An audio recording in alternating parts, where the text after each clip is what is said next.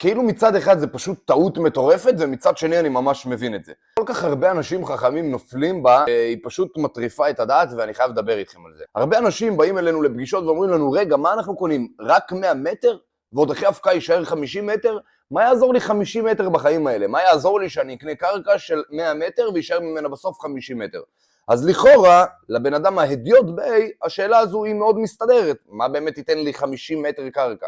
אבל מי שטיפה נובר יודע שבקרקעות המשחק הוא לא הגודל, בהרבה מהמקרים, המשחק הוא מה זכויות הבנייה שיש על הקרקע. מה יהיה אפשר לבנות על הקרקע הזו? זו השאלה שאתם צריכים לשאול.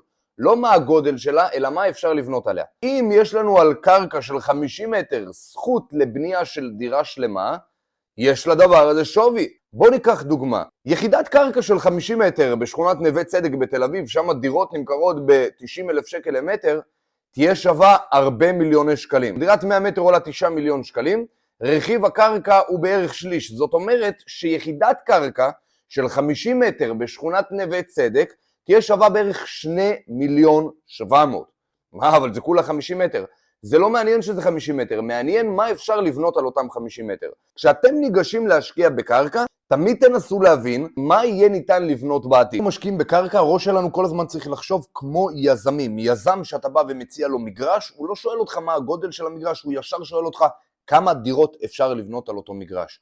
זאת אומרת שאם מוכרים לכם 100 מטר קרקע שהיא עוד לא זמינה לבנייה, והיא עתידה לעבור הפקעה ואז יישאר ממנה 50 מטר, והשמאי יראה לכם שעל ה-50 מטר האלה יש זכות לדירה. זאת אומרת שאם על דונם על 1,000 מטר אפשר לבנות בניין של 20 דירות, אז דונם לחלק ל-20 דירות, כל 50 מטר מקנים זכות לדירה. אז אם הדירה מוכנה שווה 3 מיליון שקלים, הרי שרכיב הקרקע יהיה שווה 900,000 שקלים. כי הרכיב של הקרקע הוא תמיד יהיה שווה שליש מהמחיר הבנוי. כלומר, אם דירה שווה 3 מיליון שקלים, הרכיב של הקרקע יהיה שווה 900,000 שקלים. הנחה ועל דונם אפשר לבנות 20 דירות, הרי שכל 50 מטר שווים 900,000 שקלים.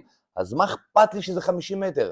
אכפת לי שאפשר להגיע עם ה-50 מטר האלה לדירה ששווה 3 מיליון שקלים, והרכיב של הקרקע שלה יהיה שווה 900,000 שקלים. וזה מה שמעניין אותנו. מה זכויות הבנייה שיש על הקרקע? מה זכויות הבנייה העתידיות שיהיו על הקרקע? אנחנו עושים את השיפט, לא מה הגודל של הקרקע, מה יהיה ניתן לבנות עליה.